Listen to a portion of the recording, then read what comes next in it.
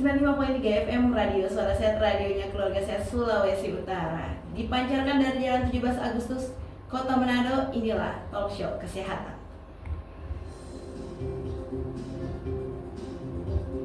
Ya, selamat pagi keluarga sehat dimanapun Anda berada. Senang sekali ya jumpa dalam ruang dengar. Seperti biasanya, yang kali ini Niki yang akan menemani keluarga sehat di hari Kamis, lembar ke-10 di bulan Juli 2025 dengan acara yang biasanya pada pukul 10, talk show kesehatan.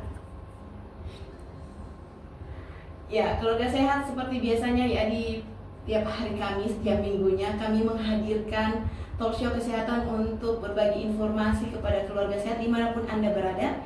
Dan pada kali ini kesempatan hari ini khususnya kami mendatangkan narasumber yang ahli di bidangnya ya, dari Badan Penyelenggara Jaminan Sosial BPJS Kesehatan, yang dalam hal ini kami mengundang Ibu Dr. Wulandari Wungkana ya, merupakan Claim Advisor Kantor Cabang Utama Manado BPJS Kesehatan. Selamat pagi Ibu Wulan ya. Iya, selamat pagi Mbak Niki. Selamat pagi seluruh pendengar Suara Sehat ya, dimanapun berada, semoga semangat dan sehat.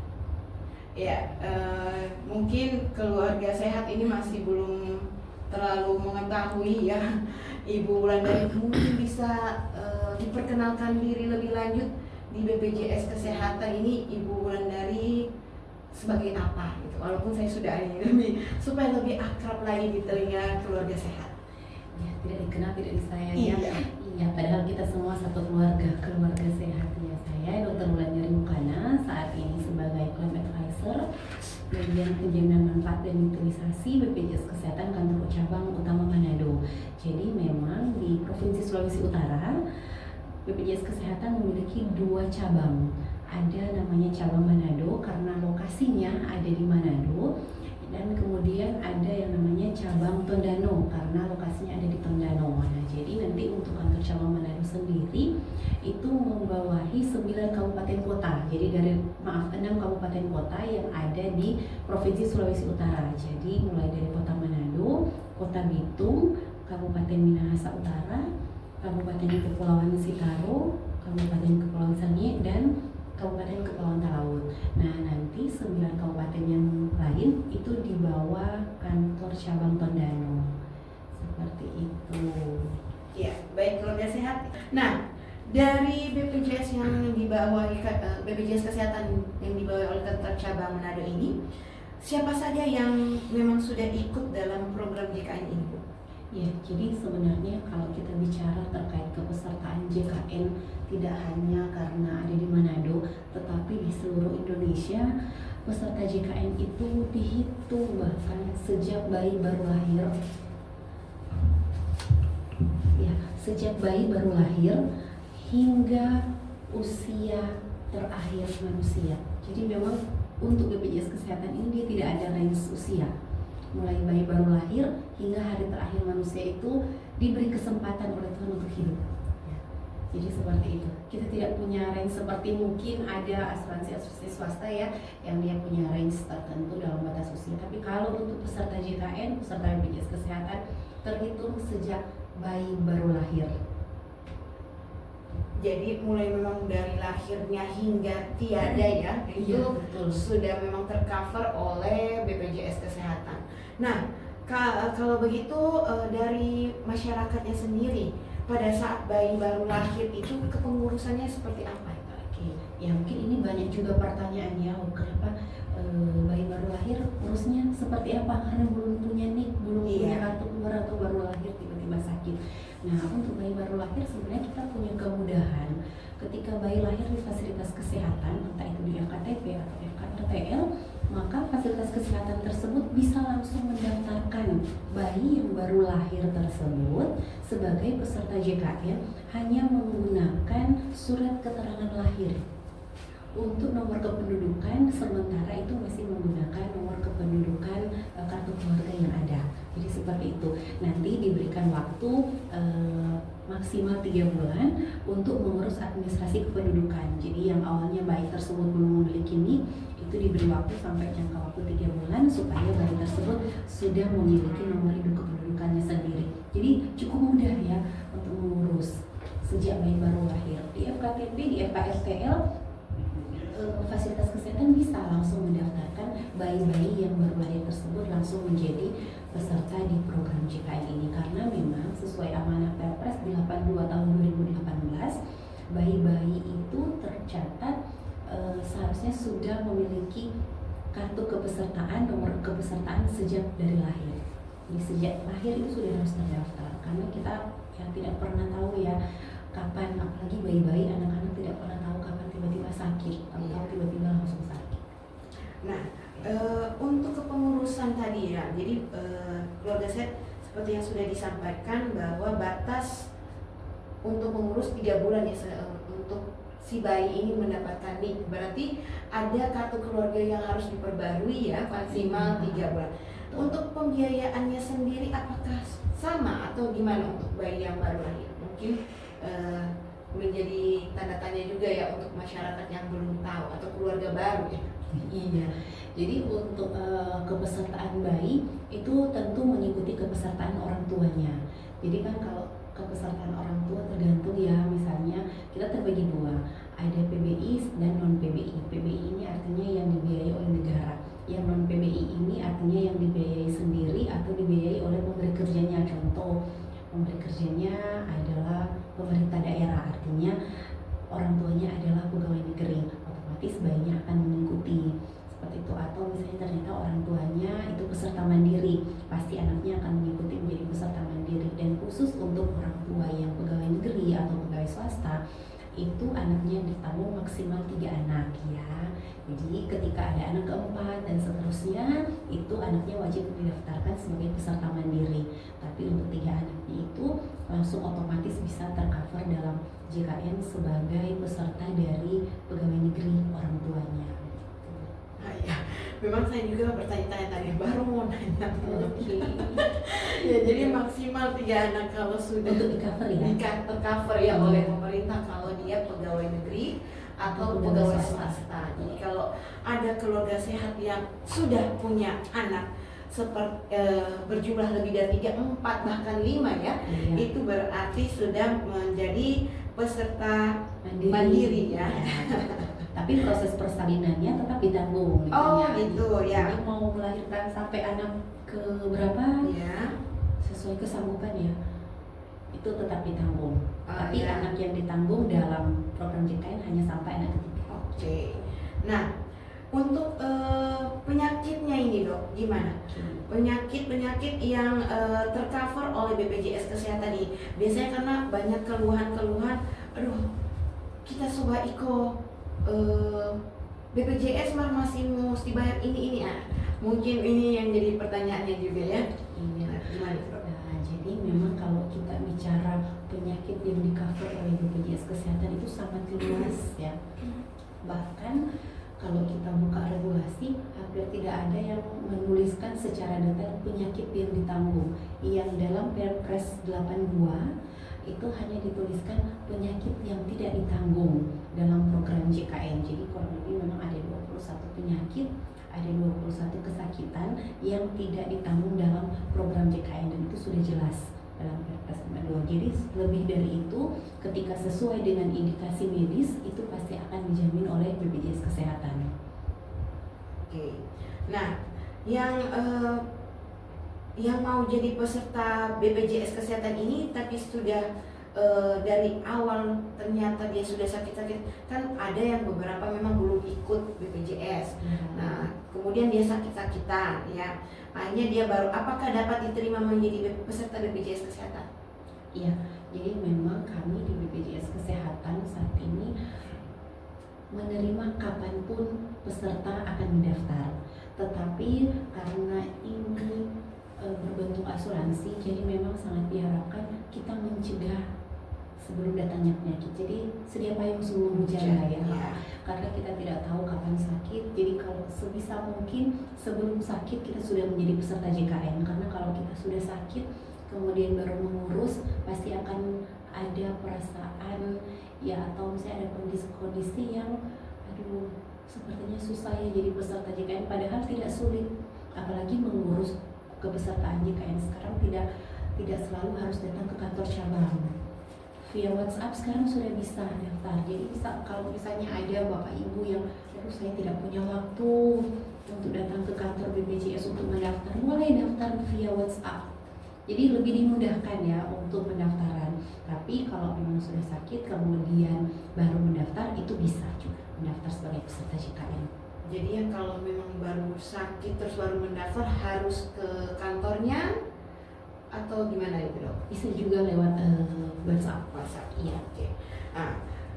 Nah, keluarga sehat kita masih berbicara mengenai peranan BPJS Kesehatan dalam meningkatkan kesehatan masyarakat untuk masyarakat Manado dan sekitarnya ya.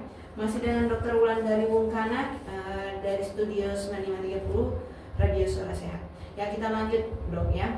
Nah, ada orang yang begini, orang yang dulunya sudah ikut tapi sudah tidak membayar lagi dan akhirnya dia sakit.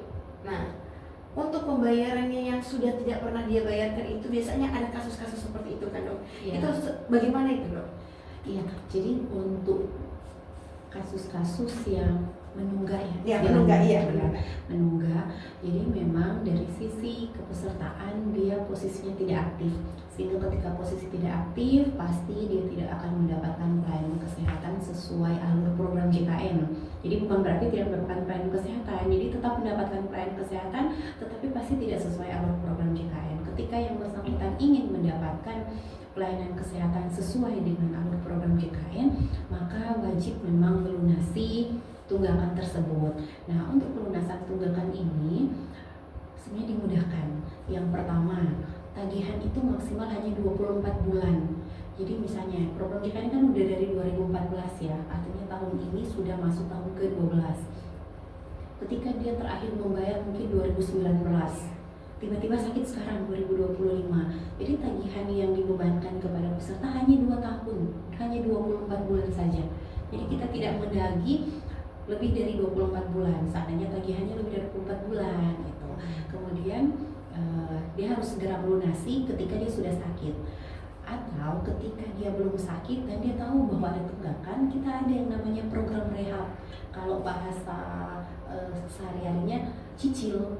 Jadi kita mulai cicil perlahan-lahan, mulai dari pilihannya mulai dari cicil 1 bulan sampai cicilannya sampai 12 bulan, supaya itu meringankan kita tidak membayar secara penuh, agar pada saat sakit syukur-syukur kartu kita sudah aktif kembali. Berarti memang BPJS ini meringankan juga, bisa cicil ya, bukan cicil tanpa bunga loh ya.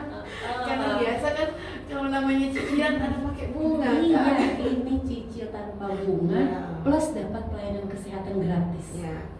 Jadi kalau sudah lebih dari 24 bulan atau 2 tahun ya keluarga sehat, ini diringankan oleh BPJS, dimana kalau sudah sakit 2 tahun ya 24 bulan yang dia harus bayarnya, dan itu pun bisa cicil keluarga sehat. Ya, baik, pada pukul 10.30 nanti kita akan membuka layanan interaktif bagi keluarga sehat yang ingin bertanya ya. Kami persilakan di line telepon yang masih sama di 0851 8668 9530 yang ingin bertanya seputar BPJS Kesehatan yang ada di Manado. Tapi memang untuk pelayanannya walaupun bagaimanapun di Manado mau di Tondano itu tetap sama ya, se-Indonesia Raya ya, sama harusnya standar pelayanannya ya. Iya. Baik. Ya, kita lanjut dok. Tadi mengenai keaktifan ya. Nah, untuk keaktifan kita mengecek bahwa status kita dalam BPJS aktif maupun tidak itu, apakah ada beberapa cara yang saya mengetahui kan tadi sudah disebutkan menggunakan atau melalui WhatsApp. Nah, apakah itu juga salah satu caranya juga, dan nomor WhatsAppnya juga yang mungkin perlu diketahui oleh keluarga sehat. Oke, iya. Jadi pertama sebenarnya yang paling mudah itu adalah, karena sekarang kan rata-rata orang sudah punya gadget ya. Iya. Kita download lah yang namanya Mobile JKN. Jadi di Mobile JKN itu tidak hanya kita mengetahui status keaktifan kita, tetapi melalui aplikasi Mobile JKN, misalnya untuk yang peserta mandiri yang menunggak misalkan kita bisa daftar rehab atau yang untuk mencicil tadi melalui aplikasi mobile JKN. Kalau kita mau mengakses fasilitas kesehatan, kita bisa mengambil antrian dari mobile JKN, baik ke FKTP maupun ke FKRTM. Jadi tidak perlu kita mengantri lagi di lokasi vaskes. Kita nanti datang pada saat sesaat sebelum pelayanan diberikan. Jadi download mobile JKN itu yang pertama. Kemudian yang kedua ya tadi bisa melalui WhatsApp yang namanya Pandawa. Jadi dia cuma satu-satunya ya. Jadi kalau misalnya ada WA belas yang menyatakan nomor dari BPJS Kesehatan menerima bantuan dan segalanya, itu hoax Bapak Ibu. Jadi catat nomor WA Pandawanya BPJS Kesehatan ada di 0811 8 165 165, atau bisa juga di call center BPJS Kesehatan, itu call center nasional itu 165 itu ya. Pandawa ini ada singkatannya atau gimana ya? Pendaftaran melalui WA. Oke. Jangan nanti didengar kayaknya nama dewa atau gimana ya. Pendaftaran melalui WA ya. Sekali lagi informasi untuk pendaftaran melalui WA ini 0811 8165 165. Iya, yang itu diakses pada saat jam kerja. Oh, jam kerja. Nah, jam kerjanya sendiri itu Dok, jam berapa sampai jam berapa? Jangan sampai nanti mungkin ada orang yang sudah keingat malam, ternyata dia WA terus dia marah-marah sendiri. Saya sudah WA, ternyata tidak ada balasan ya seperti itu. Iya. Untuk pendaftaran lewat WA atau informasi melalui WhatsApp ini itu dibuka dari jam 8 pagi sampai jam 3 sore waktu setempat. Oke, berarti jam 3 sore pukul 15 waktu setempat, jangan waktu Indonesia Barat atau waktu Indonesia Timur ya, waktu setempat ya. Oke, ini nomor ini se-Indonesia atau memang khusus hanya di cabang? Itu se-Indonesia. Oke, baik. Tetapi adminnya pasti banyak, jadi tidak menunggu misalnya selesai dulu satu, jadi adminnya itu banyak. Baik. Nah Dok, kita lanjut. Tadi sudah dua melalui WhatsApp dan membagikan. Apakah ada cara lainnya juga yang untuk diketahui bahwa kita itu masih aktif atau tidak dalam sebagai peserta BPJS? Untuk saat ini kita membuka itu saja, jadi WhatsApp, kemudian mobile JKN, dan yang tadi call center 165. Call center 165 ya. Nah, untuk mungkin ada yang belum mengetahui, bisa dijelaskan prosedur pendaftarannya juga seperti apa yang ada di BPJS Kesehatan? Betul. Jadi untuk prosedur pendaftaran sendiri yang paling penting adalah kartu keluarga. Kartu keluarga yang sudah terintegrasi Dukcapil, artinya sudah, kalau orang awam bilang nik online. Oh iya. Jadi kita memastikan bahwa data kita sudah tercatat secara online karena memang data kami terintegrasi dengan data Dukcapil. Seperti itu. Kemudian kita lihat lagi dari segmen kepesertaannya. Kalau dari pegawai negeri tentu kita membutuhkan SK pegawai negerinya, dan ada beberapa berkas pendukung yang lain. Untuk peserta mandiri ini yang paling banyak pertanyaannya. Untuk peserta mandiri sendiri kita butuhnya kartu keluarga, kemudian nomor rekening. Nomor rekening ini akan digunakan untuk didaftarkan sebagai auto debit. Nah, kita memudahkan auto debit kenapa? Karena kadang kita suka lupa. Ya, bukannya kita tidak membayar, tapi kadang lupa. Nah, kalau sudah auto debit kan kelupaan nggak apa-apa ya. Ya, berarti pastikan rekening itu ada betul. isinya ya. Iya, betul. Iya, kita harus ingat. Yang diingat adalah rekeningnya ada isi atau enggak. Kalau cuma kasih nomor rekeningnya, takutnya di saat di debit oleh BPJS ternyata tidak ada isinya. Iya. Hanya dua, KK dan nomor rekening untuk peserta mandiri ya. Baik, oke. Nah, itu untuk prosedur pendaftarannya ya. Nah, kalau proses klaimnya, Oke, kalau proses klaimnya kita tidak seperti asuransi yang lain. ya. Jadi memang peserta itu tidak kontak dengan BPJS Kesehatan untuk alur klaim. Alur klaim itu nanti akan ditagihkan langsung oleh fasilitas kesehatan. Jadi pasien cukup datang memastikan kepesertaannya aktif atau tidak, mendapatkan pelayanan. Biasanya kalau di rumah sakit atau di puskesmas tanda tangan ya beberapa lembar administrasi, langsung pulang. Jadi tidak perlu peserta yang kontak, oh BPJS saya sudah dapat pelayanan di sini, berapa yang harus dibayar, tidak. Nanti itu akan dilakukan oleh fasilitas kesehatan untuk menagihkan klaimnya ke BPJS Kesehatan. Jadi kalau jadi peserta anteng ya, datang, kartu aktif, dapat pelayanan, sehat, pulang, sudah selesai. Oh gitu. Nah, Mungkin ada titipan ya, pertanyaan yang sering saya dengar. Dia kasusnya pesertanya kan posisi tinggalnya di Manado. ya. Tiba-tiba dia berangkat ke satu daerah dan dia menderita sakit. Nah, bagaimana proses untuk klaim? Apakah sama dengan yang sudah dijelaskan tadi atau gimana? Iya, sama. Jadi Selindo dari Sabang sampai Merauke itu sama alurnya. Nah, ketika ada peserta yang misalnya domisilinya di Manado, FKTP-nya terdaftar di Manado, lagi perjalanan dinas atau lagi jalan-jalan keluar daerah, tiba-tiba sakit, kalau misalnya dalam keadaan gawat darurat, itu silakan langsung mengakses fasilitas kesehatan yang bekerja sama dengan BPJS Kesehatan. Kasus UGD-nya, langsung diakses UGD-nya. Kalau ternyata bukan keadaan gawat darurat, tapi memang tidak bisa menunggu untuk kembali ke daerah asal, silakan mengakses FKTP terdekat. Melalui hanya membawa kartu BPJS saja. Betul. Bahkan saat ini kita tidak lagi membawa kartu, cukup membawa KTP. Oh, KTP saja Iya, ya. manapun berada cukup bawa KTP. Jadi ketika dicek menggunakan NIK itu aktif atau tidak, itu bisa langsung terlacak. Baik. Jadi memang mau dimanapun sudah tidak ada halangan lagi ya sekarang untuk mengklaim atau ada kasus-kasus yang terjadi ya. Iya. Nah, karena takutnya pernah dulu ya, ini harus minta surat inilah surat ini dari ini yang daerah asal ya, seperti itu ya. Iya betul. Jadi memang sekarang kalau dalam keadaan darurat, masa iya kamu lagi ada di Jakarta terus tiba-tiba gawat darurat harus kembali lagi ke Manado ya. Ya. Kondisinya sama dengan misalnya orang dari luar Manado kemudian ada tugas ke Manado atau jalan-jalan kemudian sakit. Kalau dalam kondisi gawat darurat langsung mengakses gawat darurat di fasilitas kesehatan. Kalau misalnya tidak gawat darurat, dia mengaksesnya FKTP. FKTP terdekat dari lokasinya. Itu kalau lewat mobile JKN kita bisa lihat itu. Oh, FKTP terdekat dari lokasi saya saat ini ada misalnya, oh saya ada di dinas kesehatan, itu FKTP terdekat puskesmas Deling, ya, seperti itu ya. Iya.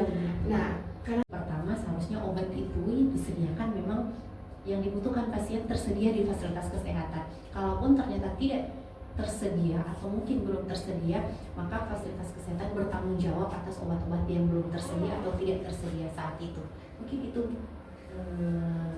gambaran terkait pembelian obat di luar ya Pak Cliff. Tapi kalau ada kondisi seperti itu Pak Cliff, monggo langsung disampaikan kepada kami BPJS Kesehatan dimanapun berada. Entah Pak Cliff ada di Motoling mengakses fasilitas kesehatan yang ada di Minsel atau dimanapun, itu biasanya jadi Bapak Ibu pendengar suara sehat di spot-spot tertentu di fasilitas kesehatan, terutama daerah-daerah yang sering dikunjungi loket pendaftaran, IGD, ruang tunggu, di situ ada nomor-nomor telepon petugas PIPP. Jadi petugas pemberian informasi dan penanganan pengaduan dari BPJS Kesehatan. Di masing-masing fasilitas kesehatan itu terpampang nama dan nomor handphone. Jadi itu bisa langsung diakses ya Bapak Ibu untuk melaporkan ataupun sekedar menanyakan informasi-informasi terkait JKN. Jadi jangan menunda dulu. Jadi bisa langsung menghubungi nomor-nomor telepon tersebut dan itu akan langsung direspon. Itu untuk responnya kami yang ada di daerah, terutama yang ada di fasilitas-fasilitas kesehatan baik di FKTP maupun di fasilitas kesehatan tingkat rujukan. Mungkin itu Pak Cliff, Mbak Niki. Iya. Seru ya. Iya, mengingat waktu yang tersedia ya keluarga sehat ini sangat-sangat seru pastinya ya, mengenai memang BPJS Kesehatan ya. Keluarga sehat namun mengingat waktu yang dibatasi ya untuk kita pada pagi hari ini ya, kami mohon maaf sekali untuk seluruh penelpon yang masih ingin berinteraksi ya dengan Ibu Wulan. Mungkin nanti ada waktu lain lagi bisa ya, kita jadwalkan lagi ya. Jadi tetap untuk keluarga sehat yang masih penasaran ya, masih tanda tanya besar semua keluhan layanan dari BPJS Kesehatan, tetap stay di 95.3 FM. Nanti pada hari-hari Kamis minggu-minggu berikutnya akan kami tetap informasikan. Kita bisa berbincang lanjut dengan BPJS Kesehatan ya, mau itu BPJS Kesehatan cabang Manado ataupun dari Tondano. Tetap stay tune terus. Baik, mengingat waktu Ibu Wulan, mungkin saya minta closing statementnya ya pada pagi hari ini mengenai peranan dari BPJS Kesehatan dalam menjamin kesehatan masyarakat yang ada di Manado dan sekitarnya. Ya, baik, terima kasih ya seluruh pendengar Suara Sehat. Jadi closing kita saat ini, mari kita sama-sama jadi peserta JKN yang paham terhadap regulasi, yang paham terhadap aturan, sehingga ketika kita mendapatkan pelayanan baik di fasilitas kesehatan tingkat pertama, fasilitas kesehatan tingkat rujukan, kita mengetahui hak dan kewajiban kita. Dan jangan malu bertanya, apapun yang menjadi pertanyaan Bapak Ibu silakan ditanyakan melalui channel-channel yang sudah kami sampaikan tadi, ataupun melalui nomor-nomor handphone yang tertera di setiap fasilitas kesehatan. Salam sehat semuanya dan jangan lupa untuk bayar iuran tepat waktu. Iya, itulah ya. Jangan lupa pembayaran tepat waktunya, nanti mendengar ada tunggakan repot sendiri ya. Iya, betul sekali. Baik ya Ibu Wulan dari, saya ucapkan banyak terima kasih atas kesempatannya sudah meluangkan waktunya di Radio Suara Sehat. Nanti kami mengundang kembali ya untuk kesempatan di lain waktu. Terima kasih keluarga sehat dari perangkat Radio Suara Sehat 95.3 FM dari Jalan Puncak 17 Agustus Kota Manado. Saya Niki undur diri dari ruang dengar. Keluarga sehat semuanya, tetap semangat, tetap menjaga kesehatan dan sampai jumpa.